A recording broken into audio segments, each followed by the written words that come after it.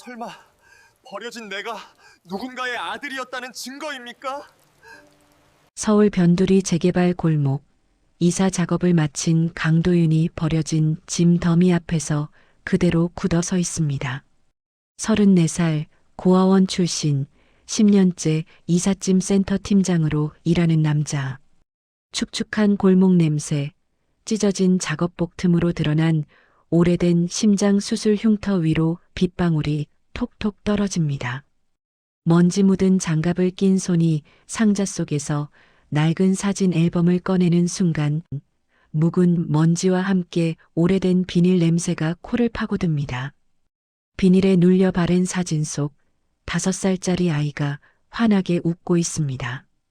왼쪽 볼에 지금 자기 얼굴과 똑같은 보조개를 남긴 채로 남자는 손을 떨며 작업복 주머니에서 구겨진 주민등록증을 꺼내어 사진 모서리가 찢어진 자리까지 하나하나 맞춰봅니다.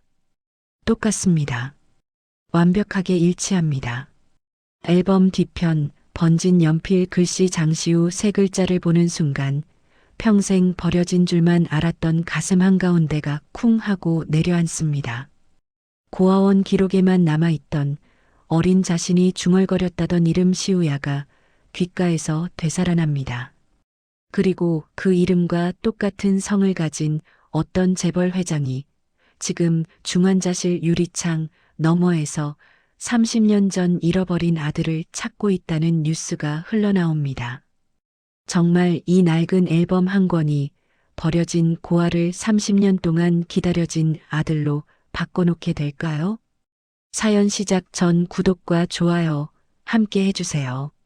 이른 새벽 첫 전철이 움직이기도 전부터 서울 변두리 공단 옆 이삿짐 센터 앞에는 1톤 트럭들이 줄지어 서 있었습니다. 낡은 철제 간판에는 페인트가 벗겨진 채 믿음 이삿짐 센터라는 글자가 매달려 있었고 사무실 안쪽에서는 커피포트가 보글보글 끓는 소리와 라디오에서 흘러나오는 옛날 트로트가 아침 공기를 채우고 있었습니다. 강도윤은 오늘도 어김없이 작업복 지퍼를 목까지 올리고 허리 보호대를 단단히 조이며 하루를 준비했습니다. 그는 34살의 이삿짐 센터 팀장으로 벌써 10년째 이 일을 해오고 있었습니다. 체구는 좋은 편이었지만 과묵하고 말이 많은 성격은 아니었습니다. 누가 부탁하면 쉽게 거절하지 못하는 착한 사람 콤플렉스가 있는 남자였습니다. 센터 기사 아저씨들은 도윤을 보고 늘 이렇게 말했습니다. 야, 도윤아, 너 같은 놈이 진짜 효자다. 남의 짐을 그렇게 끝까지 책임지는 놈이 어디 있냐? 하지만 도윤 자신은 그저 웃으며 넘길 뿐 속으로는 늘 이렇게 생각했습니다. 남들 짐은 책임지는데 정작 내 인생은 왜 이렇게 방치하고 사는 걸까? 고아원 출신이라는 꼬리표는 30을 넘긴 지금도 여전히 마음 한구석을 무겁게 짓누르고 있었습니다. 그는 5살 때 보호시설에서 발견되었다고 합니다. 말이 거의 없었고 시우야라는 이름만 중얼거렸다는 기록이 남아있다고 원장 선생님이 그러셨습니다. 하지만 그게 누구 이름인지 왜 그 이름을 불렀는지는 아무도 몰랐습니다. 그날 이후로 도윤에게 주어진 이름은 강도윤이었습니다.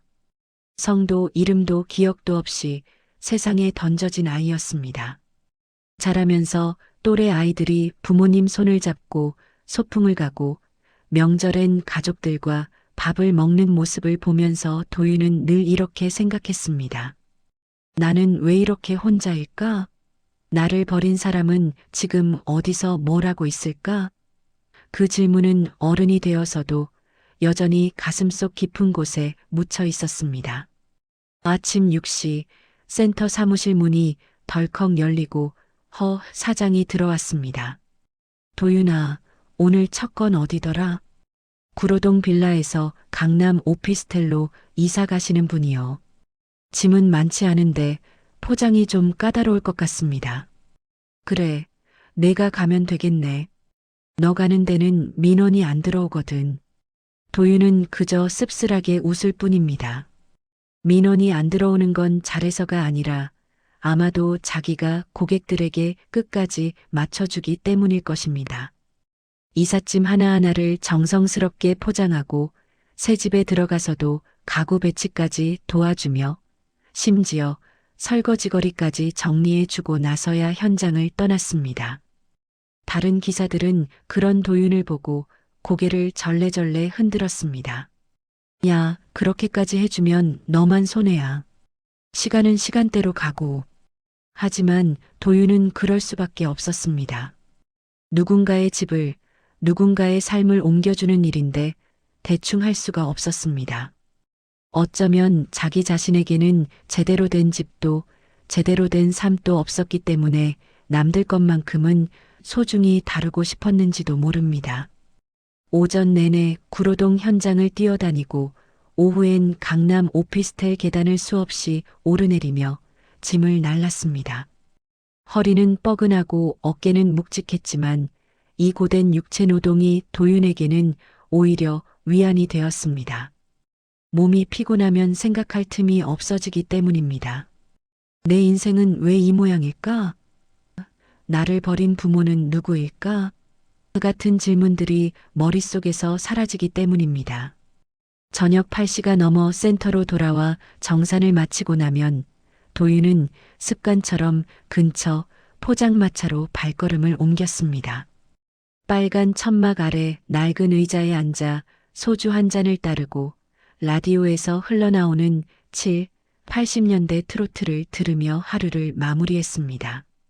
가끔 옆자리에 앉은 낯선 손님과 눈이 마주치면 어색하게 웃고 안주를 나눠 먹기도 하지만 그게 전부였습니다. 집에 돌아가면 좁은 옥탑방 하나뿐입니다. 밤 10시 도윤은 샤워를 하고 거울 앞에 섰습니다. 수건으로 물기를 닦아내다가 습관처럼 가슴 왼쪽을 쓸어내렸습니다. 거기엔 길게 이어진 심장 수술 자국이 있었습니다.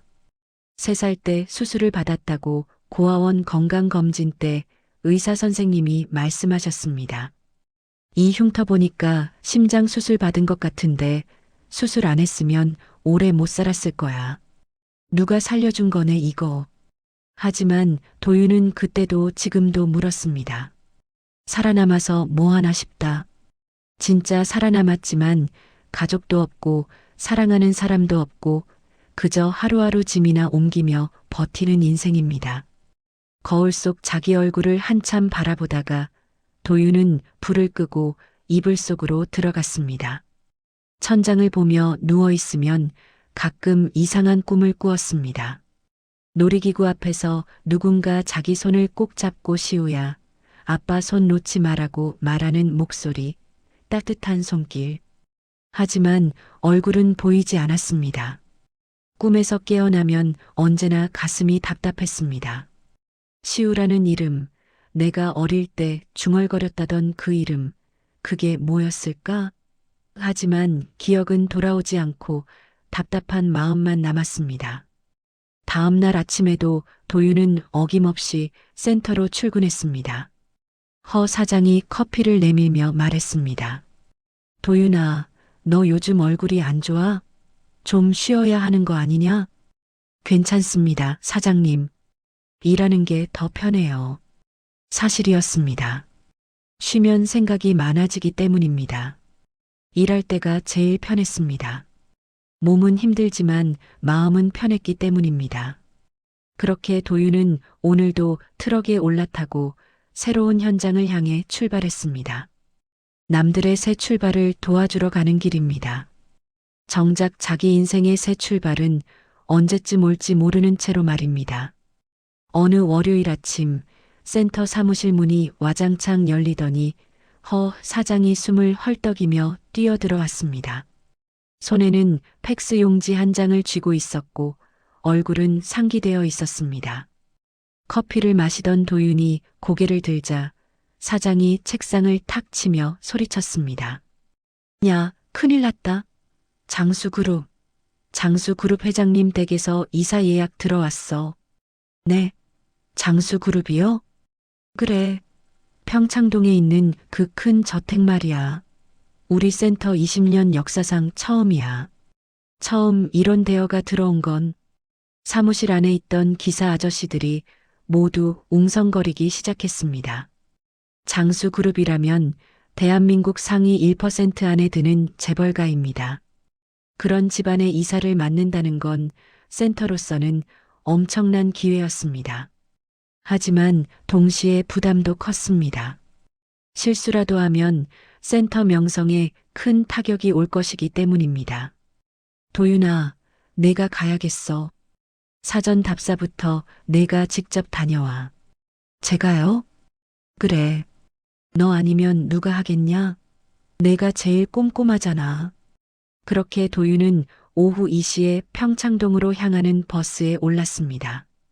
시내 중심가를 벗어나 북쪽으로 올라갈수록 풍경이 달라졌습니다.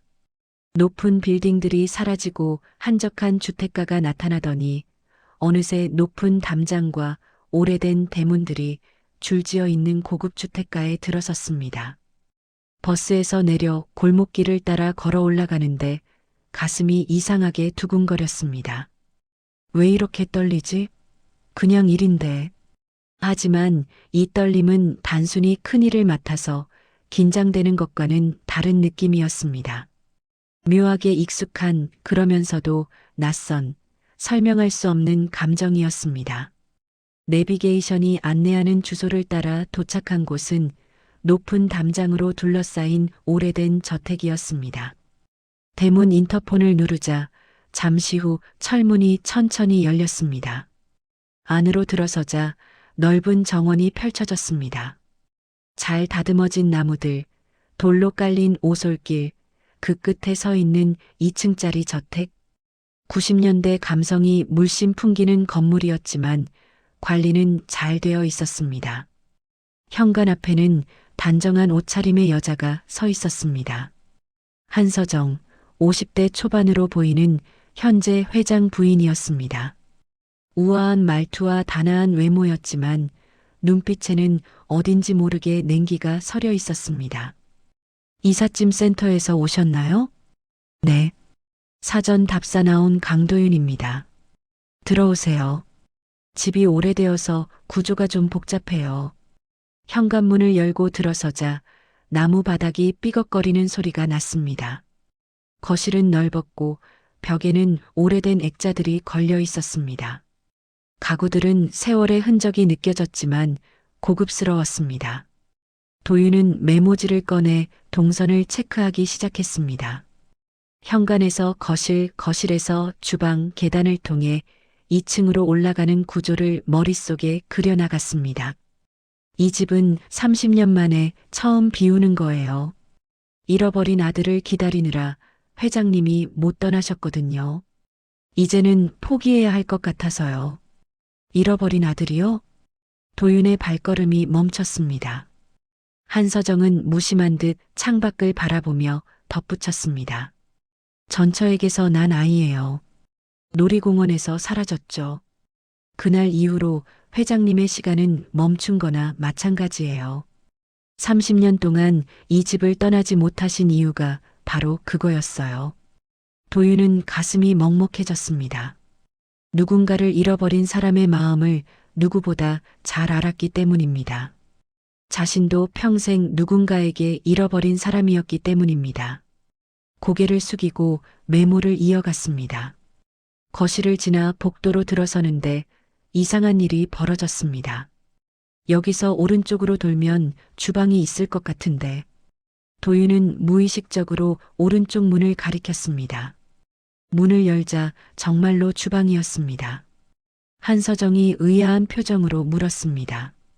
여기 처음 오신다면서요? 어떻게 알았어요? 아, 그냥 집 구조가 보통 이렇게 되어 있어서요. 둘러대며 넘어갔지만 도윤 자신도 혼란스러웠습니다.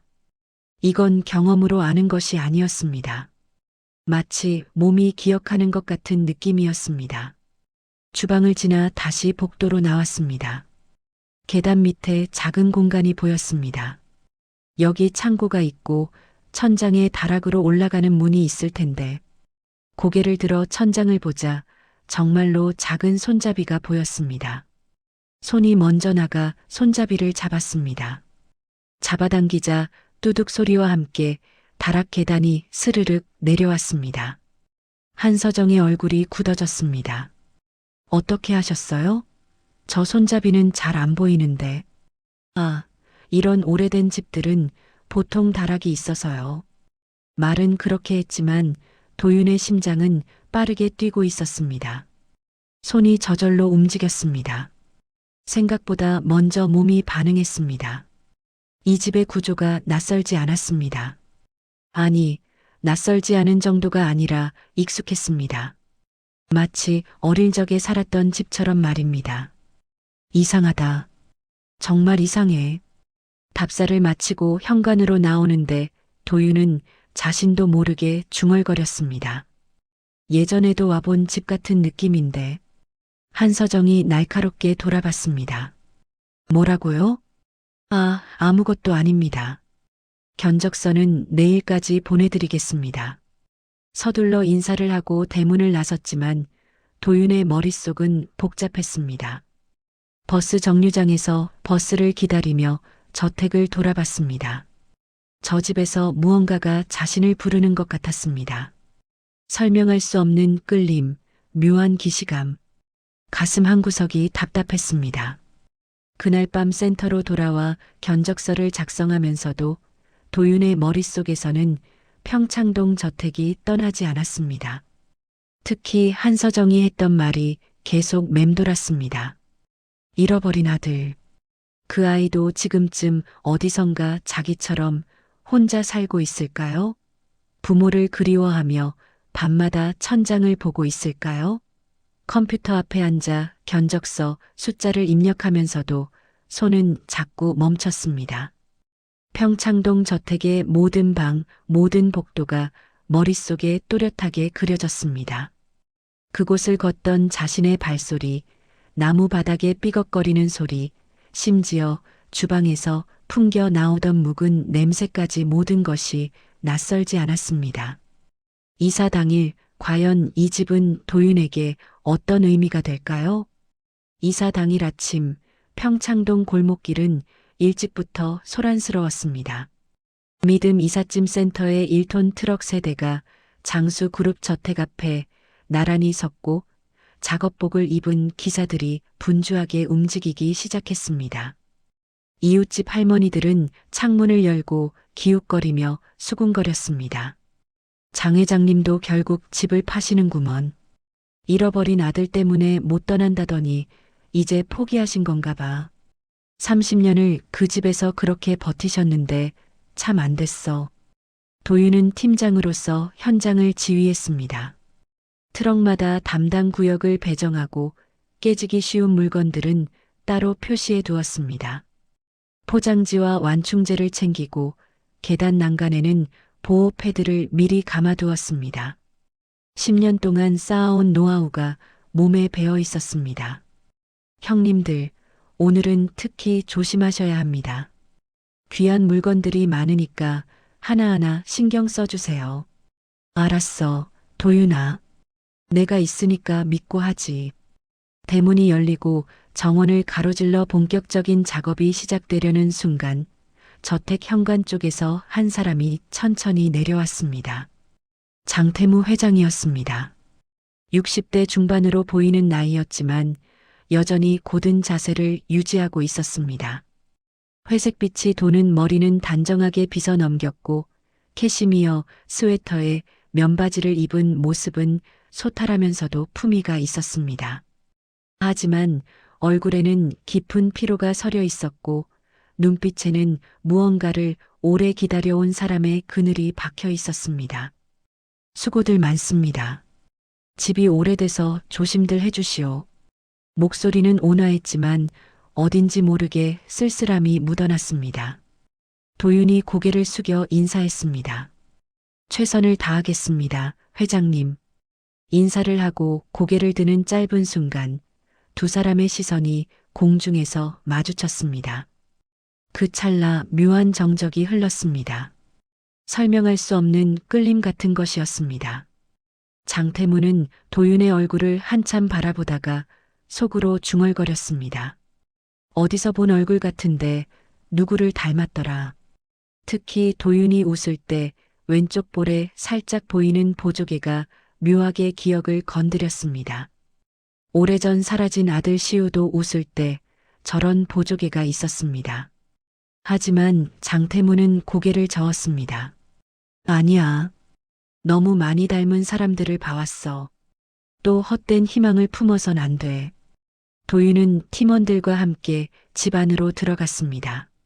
거실부터 시작해서 하나씩 짐을 정리하고 포장하기 시작했습니다.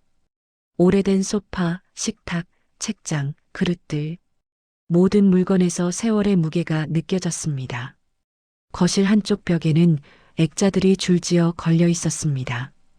도윤은 사다리를 가져와 액자들을 하나씩 떼어내리기 시작했습니다. 풍경화, 서예 작품, 그리고 가족 사진들. 액자를 내리다가 도윤의 손이 한 사진 앞에서 멈췄습니다. 90년대 사진 특유의 바랜 색감 속에 세 사람이 함께 웃고 있었습니다. 젊은 시절의 장태무, 단정하고 따뜻해 보이는 여자, 그리고 두 사람 사이에 있는 5살쯤 되어 보이는 어린 남자아이. 아이는 웃고 있었고 웃을 때 왼쪽 볼에 작은 보조개가 찍혀 있었습니다. 눈매는 또렷했고 머리는 살짝 곱슬거렸습니다. 도윤은 사진을 들고 한참을 멍하니 바라봤습니다. 가슴이 덜컥 내려앉는 느낌이었습니다. 이상하다. 왜 이렇게 가슴이 아프지? 사진 속 아이의 보조개, 눈매, 웃는 모습. 뭔가 낯설지 않은 것 같은데. 하지만 확신할 수는 없었습니다. 그저 묘한 기시감만 가슴 한구석을 짓눌렀습니다. 그때 뒤에서 한서정의 목소리가 날카롭게 꽂혔습니다. 그 사진 조심해서 다루세요. 도윤이 화들짝 놀라 돌아보자 한서정이 차갑게 서 있었습니다. 전처분이랑 잃어버린 아들 사진이에요. 회장님이 가장 아끼는 사진이니까요. 아, 네. 조심하겠습니다. 도윤은 사진을 천천히 뽁뽁이로 감싸기 시작했습니다. 하지만 손이 자꾸 떨렸습니다. 사진 속 아이의 얼굴이 자꾸 눈에 밟혔습니다. 포장을 마치고 상자에 넣으면서도 마음 한구석에 무언가 걸려있는 느낌이었습니다. 잃어버린 아들, 왜 자꾸 신경이 쓰이지? 저 보조개가 왜 이렇게 익숙한 것 같지? 하지만 생각할 틈도 없이 작업은 계속되었습니다. 과연 이 사진은 도윤의 잊혀진 과거와 어떤 연관이 있을까요? 이사 작업은 계속되었습니다. 2층 침실로 올라가 옷장을 비우고 서재책들을 정리했습니다. 장태무는 서재 한 구석에 서서 책들이 상자에 담기는 모습을 묵묵히 바라보고 있었습니다. 도윤이 조심스럽게 말을 걸었습니다. 회장님, 특별히 따로 보관하실 물건 있으시면 말씀해 주세요. 장태무는 잠시 생각하다가 책상 서랍을 열었습니다. 안에서 작은 나무 상자 하나를 꺼냈습니다. 상자 뚜껑이 살짝 열려 있어서 안이 보였습니다. 어린아이의 전리, 도장이 찍힌 종이, 그리고 낡은 사진 몇 장. 모두 아들 시우와 관련된 물건들이었습니다. 장태무는 상자를 가슴에 꼭 안았습니다. 도윤은 왠지 모를 울컥함이 치밀어 올랐습니다. 저 상자 안에 담긴 것이 단순한 물건이 아니라 한 아버지의 30년 그리움이라는 걸 알 수 있었습니다. 자신도 누군가에게 이런 그리움의 대상이었을까? 자신을 버린 부모도 혹시 어딘가에서 자신을 그리워하고 있을까? 오후가 되어 짐 대부분이 트럭에 실렸습니다. 도윤은 마지막으로 집안을 한 바퀴 돌며 빠진 물건이 없는지 확인했습니다. 텅 빈 거실, 텅 빈 복도. 사람의 온기가 사라진 집은 이렇게 쓸쓸한 것이었습니다. 이사 작업이 중반을 넘어서자 마당 한편에는 버리는 짐들이 따로 쌓이기 시작했습니다. 낡은 책장, 해진 소파, 눈이 바랜 인형들, 습기에 젖은 상자들. 30년 동안 쌓여온 세월의 흔적들이었습니다. 한서정은 그쪽을 향해 손을 쓱 내저으며 말했습니다. 저기 쌓인 것들은 전부 버리세요. 특히 저 오래된 상자들은 열어볼 필요도 없는 쓰레기니까요. 목소리에는 이상할 정도로 강한 확신이 담겨 있었습니다. 마치 누군가 그 상자들을 열어보는 걸 원치 않는 것처럼 말입니다. 하지만 도윤은 10년 동안 이삿짐 일을 하면서 몸에 밴 습관이 있었습니다. 버리는 짐이라 해도 한 번씩은 꼭 확인하는 것입니다. 중요한 물건이 섞여 있으면 나중에 난리가 나기 때문입니다. 혹시나 중요한 거 섞여 있으면 나중에 욕먹는다. 현장에서 수없이 겪어본 일이었습니다. 버리라고 했다가 나중에 찾는다고 난리치는 고객들을 얼마나 많이 봤습니까?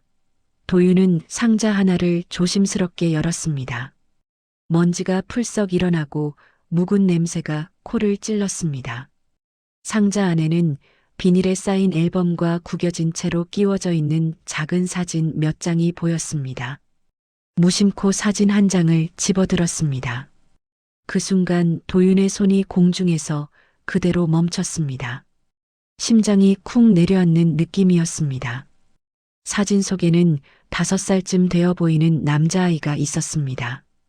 살짝 곱슬거리는 머리, 웃을 때 왼쪽 볼에 찍히는 작은 보조개, 또렷한 눈매, 그리고 사진 모서리는 조금 찢어져 있었습니다. 이건 뭐지? 손이 덜덜 떨렸습니다. 도윤은 작업복 주머니를 뒤졌습니다. 늘 구겨진 채로 들고 다니던 주민등록증을 꺼냈습니다. 고아원에서 주민등록을 만들 때 사용했던 증명사진. 원본은 관공서에 제출되었고 복사본만 남아있다고 원장 선생님이 말씀하셨던 그 사진. 도윤은 상자 속 사진과 주민등록증 사진을 나란히 놓고 비교했습니다. 같은 구도, 같은 표정, 같은 곱슬머리, 같은 보조개, 심지어 찢어진 모서리까지 완전히 일치했습니다. 세상이 빙글빙글 도는 것 같았습니다. 이게 어떻게 된 일이지? 내 사진이 왜 여기 있는 거야? 사진을 뒤집어 보니 흐릿한 연필 글씨가 남아 있었습니다. 장시우. 그 이름이 머릿속에서 울려 퍼졌습니다. 고아원 기록에 남아있던 그 이름. 자신이 5살 때 계속 중얼거렸다던 시우야라는 이름. 가슴이 터질 것 같았습니다. 내 이름은 분명히 강도윤인데 장시우는 또 뭐야? 손이 떨려서 앨범을 제대로 잡을 수가 없었습니다. 그래도 간신히 첫 장을 넘겼습니다. 앨범 속에는 같은 아이의 사진들이 가득했습니다. 우리 시우 3살 병원 수술 후 첫 나들이, 시우 첫눈 오는 날 아빠와 시우 평창동 마당 눈사람. 각 사진마다 손글씨로 메모가 적혀 있었습니다. 따뜻하고 정성스러운 글씨체였습니다. 어머니가 쓴 것처럼 보였습니다. 사진 속 아이는 행복해 보였습니다. 아버지 손을 잡고 웃고 눈사람 앞에서 까르르 웃고 병원 침대에서도 씩씩하게 웃고 있었습니다. 도윤은 사진 한 장 한 장을 넘기면서 이상한 감정에 사로잡혔습니다. 낯설지 않았습니다. 사진 속 장소들이, 상황들이 왠지 기억 한편 어딘가에 있는 것 같았습니다. 특히 평창동 마당 눈사람 사진을 보는 순간 희미한 기억 조각이 떠올랐습니다. 놀이기구 앞에서 누가 내 손 잡고 시우야, 아빠 손 놓지 마라고 했던 목소리. 그게 환상이 아니었나? 꿈인 줄만 알았던 기억들이 실제였을지도 모른다는 생각이 들자 온몸에 전율이 일었습니다. 손가락 끝이 저리고 심장은 미친 듯이 뛰었습니다. 평생을 버려진 아이라고 생각하며 살았는데 혹시 자신은 버려진 게 아니라 잃어버린 아이였던 걸까요? 누군가 자신을 그리워하고 찾고 기다렸던 걸까요? 앨범을 더 넘기려는 순간 뒤에서 한서정의 그림자가 드리웠습니다. 뭘 그렇게 오래 쳐다보고 계세요? 목소리는 차갑고 날카로웠습니다. 도윤은 순간적으로 사진과 앨범을 작업복 안쪽으로 끌어당겨 숨겼습니다. 본능적으로 이걸 빼앗겨선 안 된다는 생각이 들었습니다. 오늘 발견한 진실은 그의 인생을 완전히 뒤흔들어 놓을 것이었습니다. 아, 버릴 물건 맞나요? 확인만 하고 있었습니다. 한서정의 눈빛이 차갑게 도윤의 얼굴을 훑쳤습니다. 그냥 버리라면 버리면 되지. 왜 남의 집 과거에 그렇게 관심을 가지시죠? 죄송합니다. 습관이 그래서요. 도윤은 최대한 태연한 척 상자를 다시 닫았습니다. 하지만 가슴속에 숨긴 앨범이 뜨겁게 달아올랐습니다. 한서정은 의심스러운 눈빛으로 도윤을 한참 쳐다보다가 돌아섰습니다.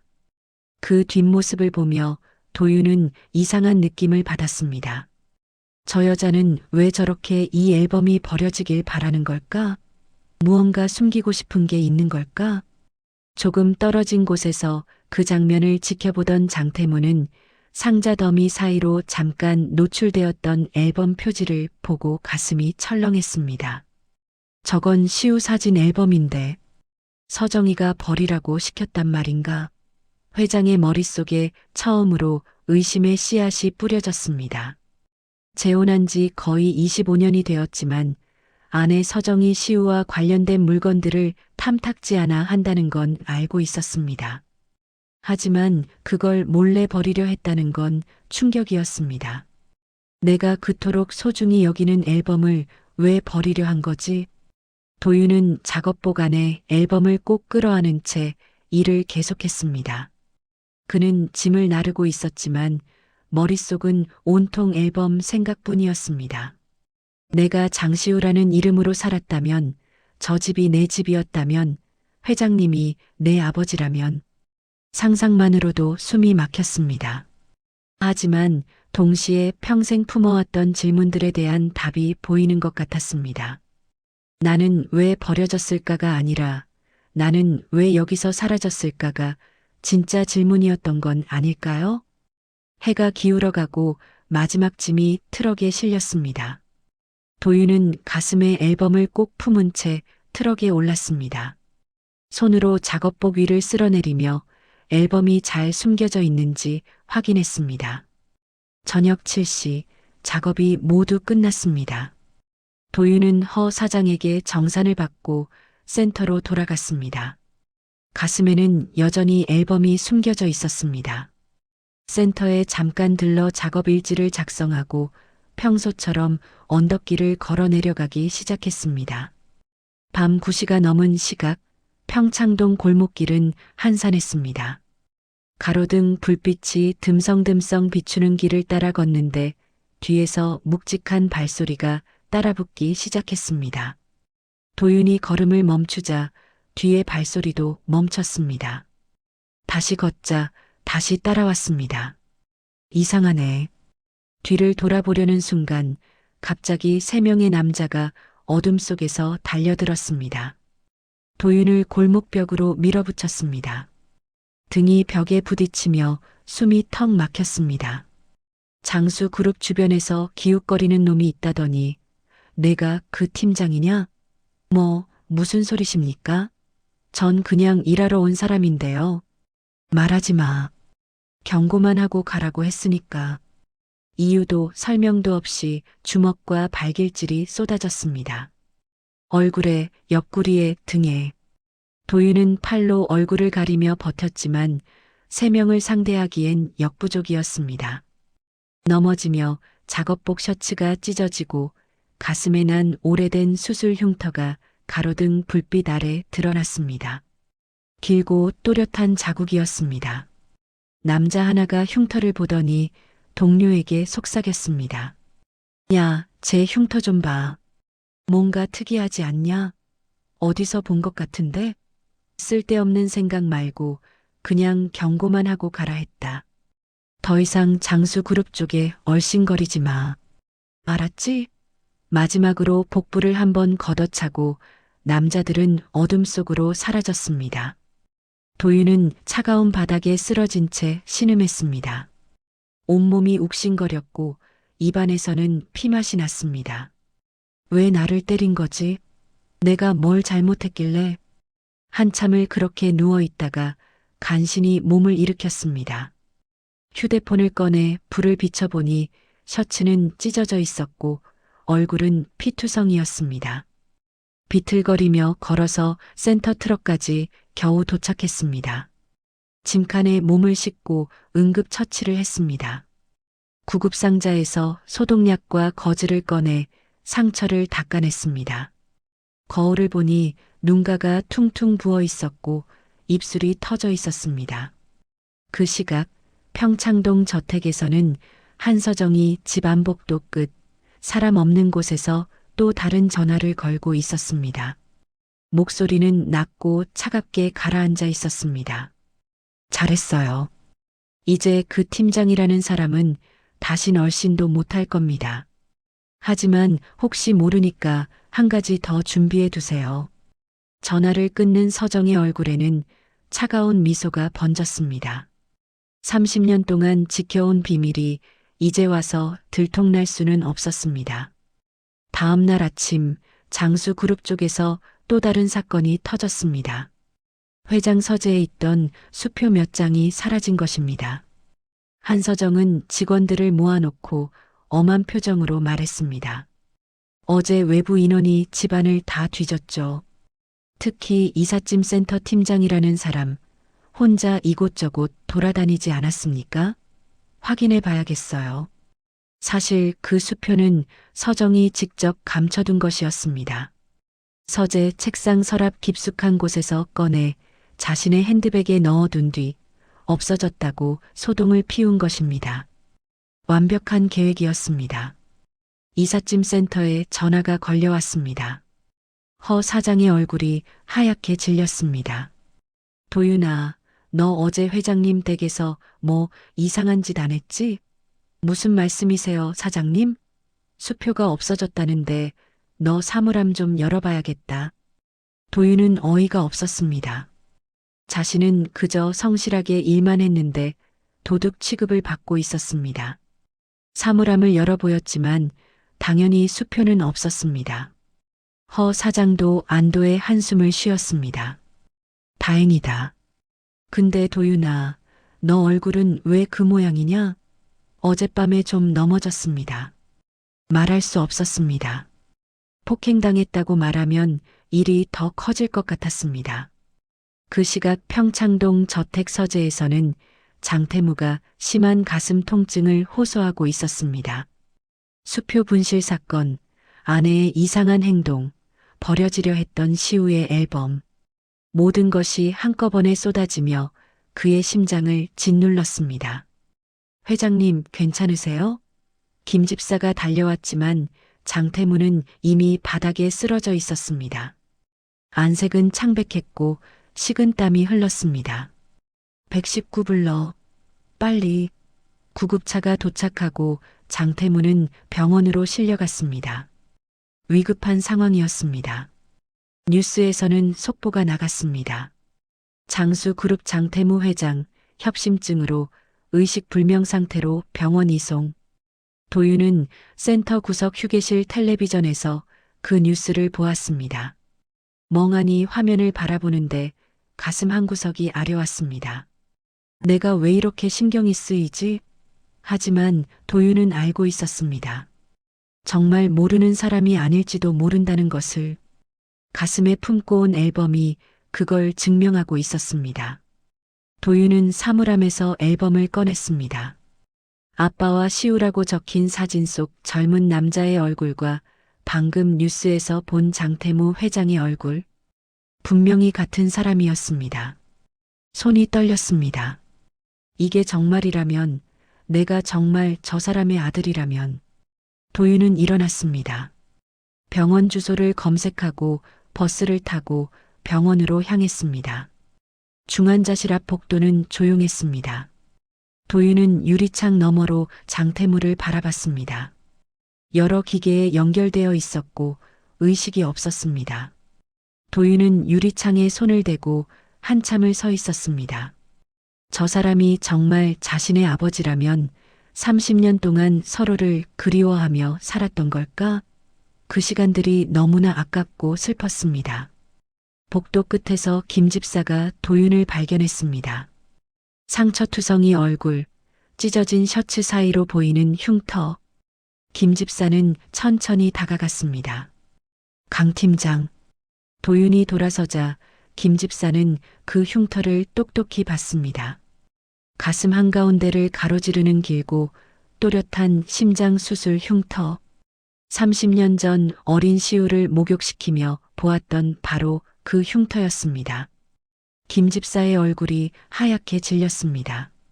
강 팀장, 자네 혹시 어릴 때 심장 수술 받았나? 네. 3살 때라고 들었습니다. 고아원 건강검진 때 의사 선생님이 그러시더라고요. 김 집사의 머릿속에 30년 전 기억이 파노라마처럼 펼쳐졌습니다. 강 팀장, 나이가 어떻게 되나? 34입니다.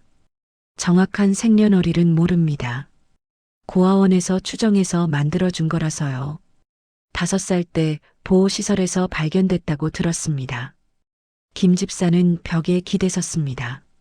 나이도 맞고 흉터도 맞고 발견된 시기도 맞습니다. 자네 어릴 때 기억은 없나? 도윤은 망설이다가 작업복 안에서 앨범을 꺼냈습니다. 어제 이사 작업할 때 버리는 짐 더미에서 이걸 찾았습니다. 이 사진 속 아이가 제 주민등록증 사진이랑 똑같습니다.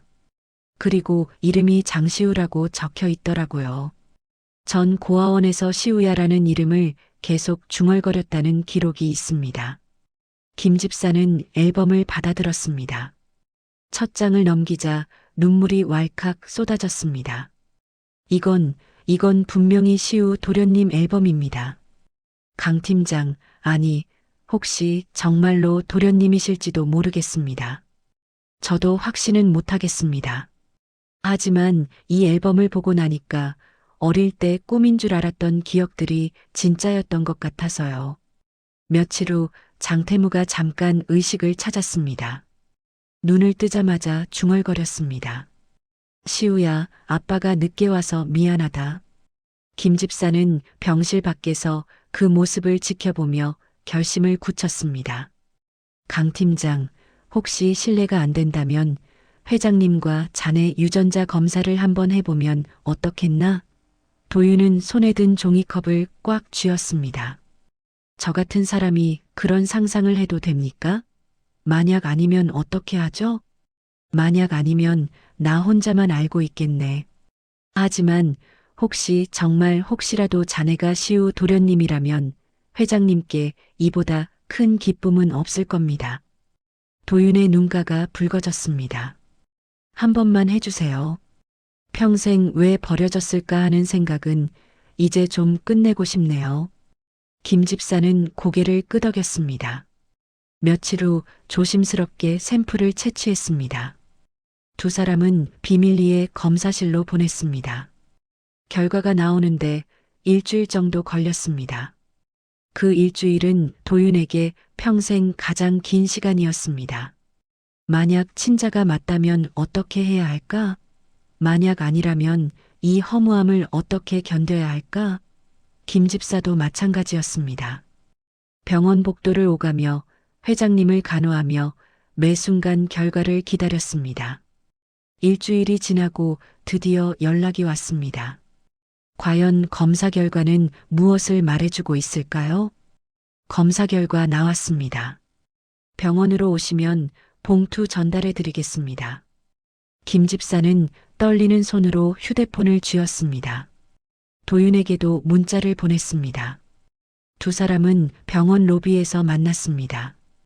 검사실에서 나온 직원이 두꺼운 봉투를 건넸습니다. 직접 확인해 보시죠. 김 집사는 봉투를 뜯었습니다. 서류를 꺼내 첫 줄을 읽는 순간 손이 멈췄습니다. 눈을 크게 뜨고 다시 읽었습니다. 믿을 수 없었습니다.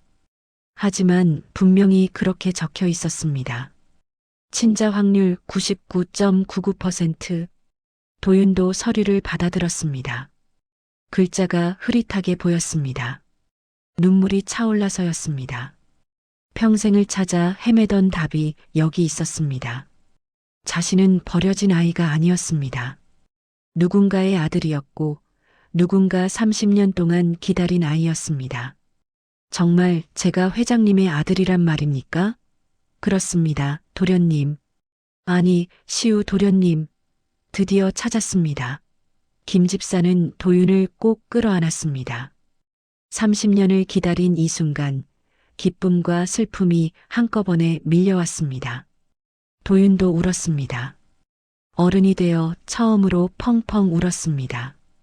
이제야 자신이 누구인지 알게 되었습니다. 이제야 집으로 돌아갈 수 있게 되었습니다. 며칠 후 장태무의 상태가 조금씩 호전되기 시작했습니다. 의식이 완전히 돌아왔고 이제는 혼자 앉아 있을 수 있을 정도가 되었습니다. 김 집사는 그 순간을 기다렸습니다.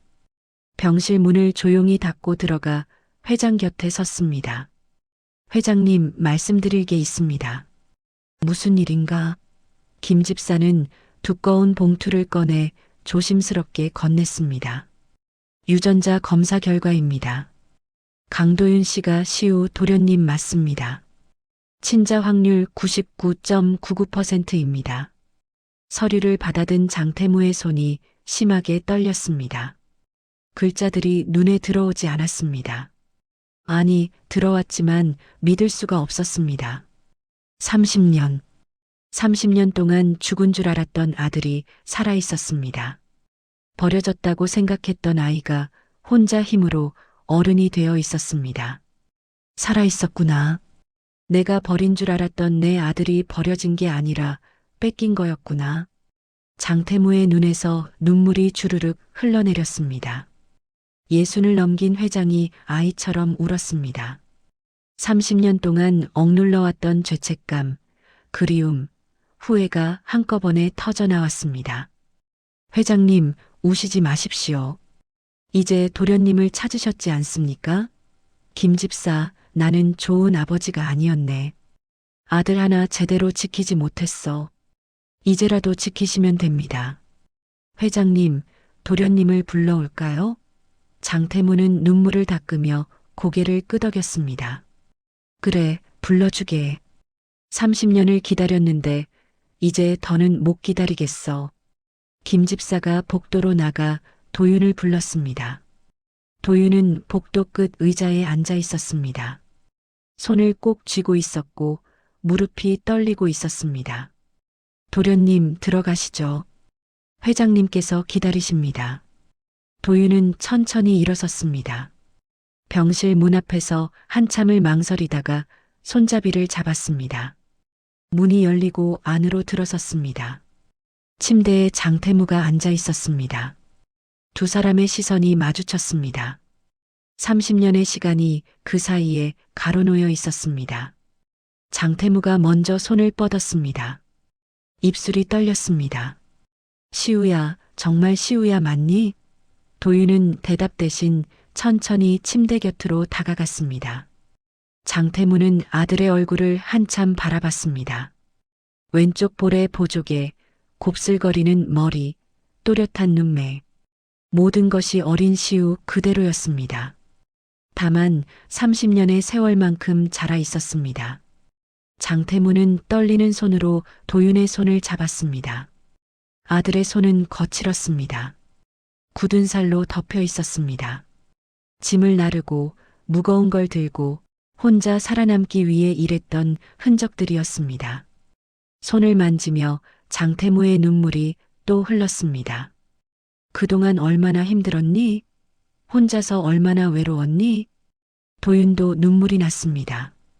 평생 꾹 눌러왔던 말이 입 밖으로 새어나왔습니다. 왜 이제야 오셨어요? 목소리는 떨렸습니다. 30대 어른의 목소리가 아니라 5살 아이의 목소리 같았습니다. 30년 동안 하고 싶었던 말이었습니다. 아빠가 늦어서 미안하다. 너를 지키지 못해서, 찾지 못해서, 혼자 두어서 정말 미안하다. 두 사람은 서로를 끌어안고 울었습니다. 김 집사는 조용히 병실 문을 닫고 나갔습니다. 이 순간만큼은 부자가 단둘이 있어야 했습니다. 한참을 울고 나서야 두 사람은 진정할 수 있었습니다. 장태무는 도윤의 손을 놓지 않은 채 물었습니다. 엄마 기억은 나니? 희미하게만요.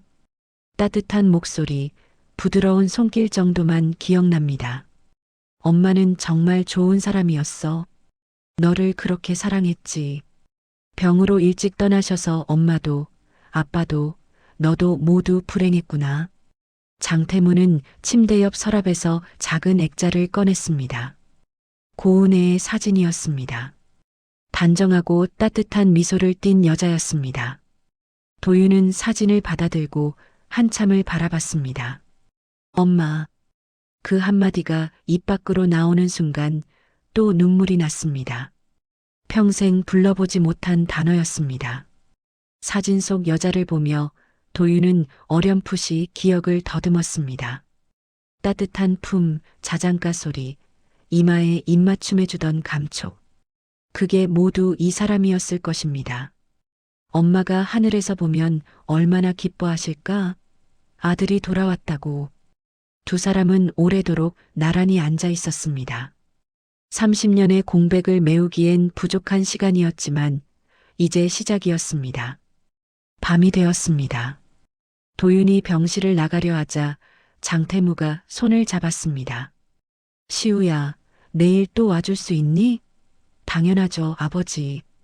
그 한마디에 장태무는 환하게 웃었습니다. 30년 만에 듣는 아버지라는 호칭이었습니다. 도윤이 병실을 나서자 복도에서 김 집사가 기다리고 있었습니다. 도련님, 이제 집으로 가시죠. 제가 모셔다 드리겠습니다. 집이요?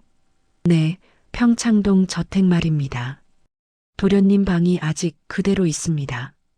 회장님께서 단 하나도 손대지 말라고 하셨거든요. 도윤은 김 집사의 차를 타고 평창동으로 향했습니다. 어둠 속에 저택이 보였습니다.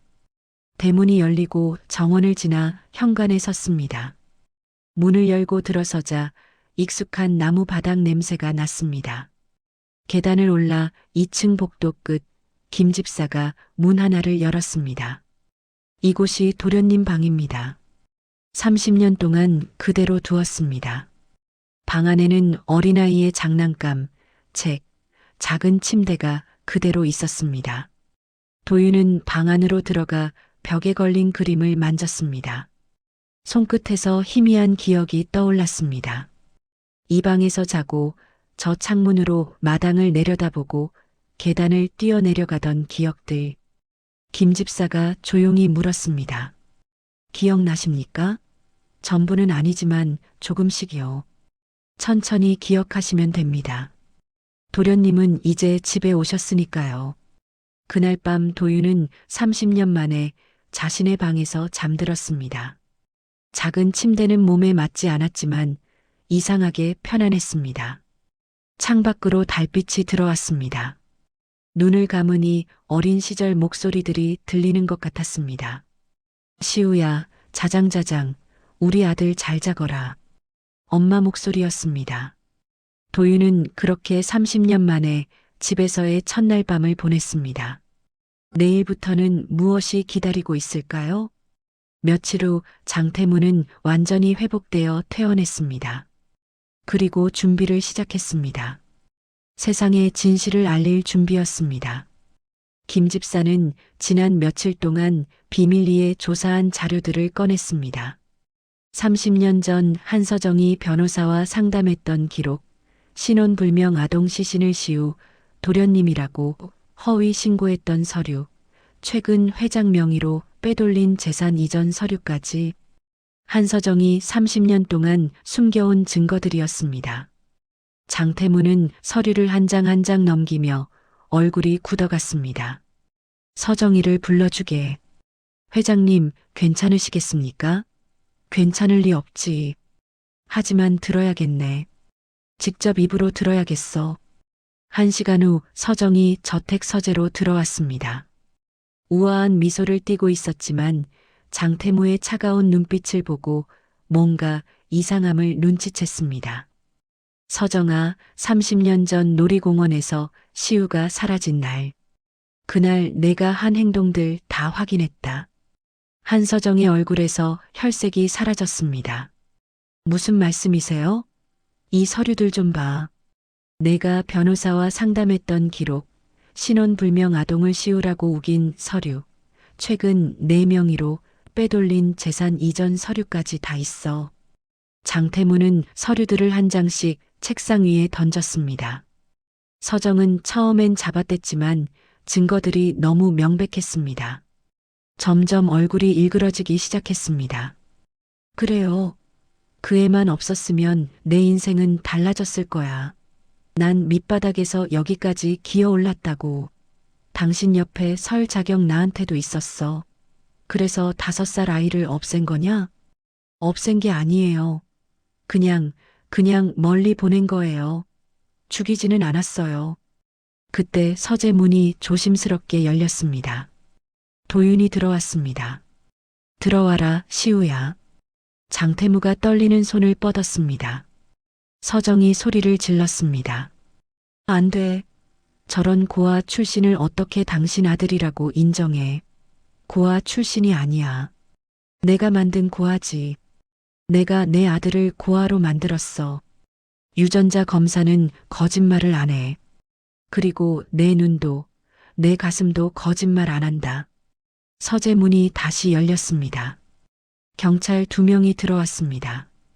한서정 씨, 아동유기, 사문서 위조, 횡령 혐의로 체포합니다. 수갑이 채워졌습니다.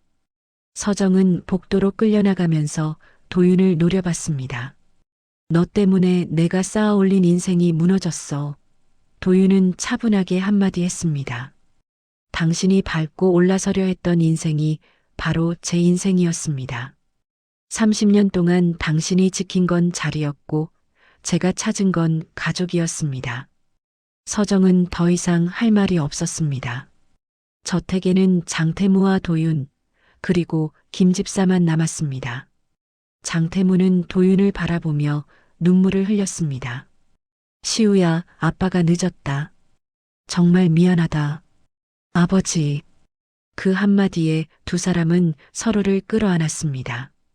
30년의 공백, 30년의 그리움이 한꺼번에 터져나왔습니다. 며칠 후 장수그룹은 대대적인 기자회견을 열었습니다. 기자들이 몰려들었고 카메라 플래시가 터졌습니다. 30년 전 실종된 제 아들 장시우가 극적으로 돌아왔습니다. 지금까지 강도윤이라는 이름으로 살아왔던 제 아들이 맞습니다. 플래시 세례 속에서 장태무는 도윤의 손을 꼭 잡았습니다. 이 아이는 이삿짐 센터 팀장으로 누구보다 성실하게 살아왔습니다. 기자들이 질문을 쏟아냈습니다. 도윤 씨는 앞으로 회사 경영에 참여하실 계획입니까? 저는 제가 해온 일을 계속할 생각입니다. 이삿짐 센터에서 일하는 게 저한테는 자랑스러운 일이거든요. 기자들이 웅성거렸습니다. 하지만 장태무는 아들을 자랑스럽게 바라봤습니다. 제 아들은 남들의 새 출발을 도와주는 일을 합니다. 그보다 의미 있는 일이 어디 있겠습니까? 한 달이 지났습니다. 도윤의 일상은 조금씩 자리를 잡아갔습니다. 여전히 이삿짐 센터에서 일했지만 이제는 주말마다 아버지와 시간을 보냈습니다. 토요일 오후 두 사람은 평창동 옛집을 찾았습니다. 정원을 걸으며 장태무가 말했습니다. 여기서 내가 처음 걸음마를 뗐지. 저 나무 밑에서 내가 넘어져서 울었는데 엄마가 달려와서 안아줬어. 기억 안 나지만 왠지 알 것 같아요. 두 사람은 정원 벤치에 나란히 앉았습니다.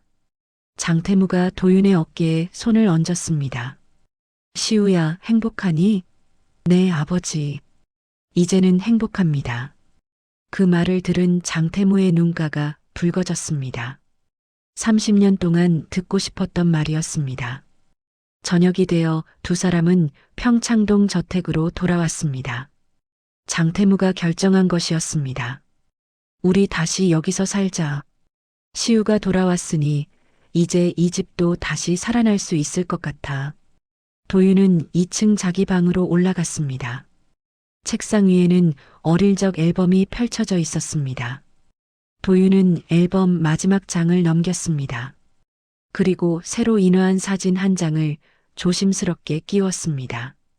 병원 퇴원 날 장태무와 도윤이 나란히 웃으며 찍은 사진이었습니다. 30년 만에 찍은 가족 사진이었습니다. 창밖으로 첫눈이 소복이 내리기 시작했습니다. 하얀 눈송이들이 평창동 저택 정원 위로 조용히 내려앉았습니다. 30년 전 어린 시우가 눈사람을 만들던 그 정원입니다. 도윤은 창가에 서서 눈을 바라봤습니다. 잃어버린 30년을 되찾을 수는 없었습니다.